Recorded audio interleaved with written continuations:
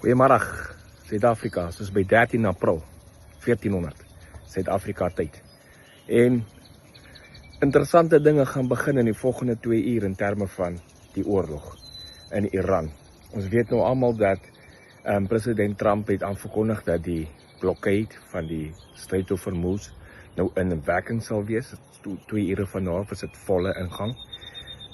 Dit beteken alle skepe van Iran, alle skepe wat aan Iran se port wil aanleg doen om in en uit Iran se ports te gaan, sal geonderskep word en nie een van die skepe sal toegelaat word om besigheid met Iran te doen nie. As hulle reeds besigheid gedoen het, sal hulle onderskep word in waar ook al hulle in die see is en hulle sal gekonfiskeer word.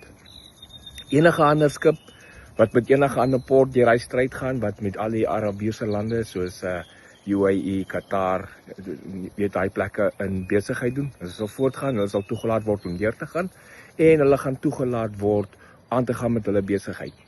Intussen het daar 'n klomp skepe opgedaag by Amerikaanse kus, suidkus van Amerika, daar in die Golf van Amerika, waar Amerika nou 'n hoop olie aan die res van die wêreld verkoop. Die wat vassit daarso, wat nie kon olie gaan haal in die Midde-Ooste, juis oor Iran, daai stryd gemyn het nie.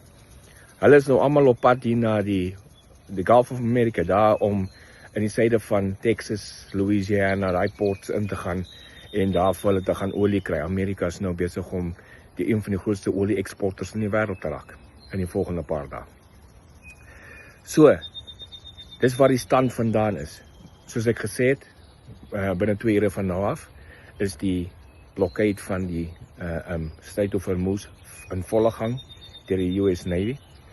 Enige skepe wat daar aankom, wat met besigheid met Iran wil doen, sal gestop word. Dit beteken Iran se ekonomie gaan nou effektief afgesny word. Wat gaan gebeur daarna? Die skietstaking is nog steeds aan die gang. Dit gaan tot nog 'n week en 'n dag of so. Dan is dit die einde van die skietstaking. Maar gaan Iran nou nog hou tot baie tyd toe? Of gaan hulle begin skepe aanval wat in die Strait of Hormuz gaan? President Trump het baie duidelik gestel.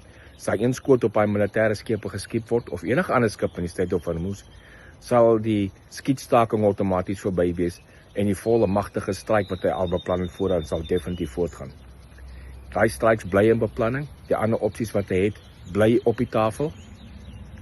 Dis nou hangende af van Iran se kant wat hulle gaan doen. Hulle is in die bolgate.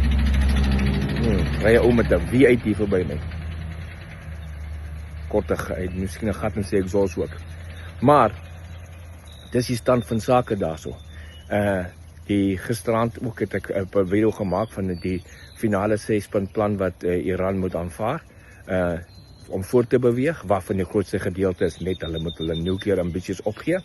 Wat op die oomblik lyk my hulle wil nie doen nie. Hulle het vir jare en jare geklaim, hulle probeer nie nukleêre bomme bou nie, maar hulle wil nie hierdie paar punte opgee. Hulle wil nie hulle Iran opgee nie, hulle wil nie Iran verryking opgee nie, maar so hoekom wil jy anders Iran verryk ten so hoë persentasie?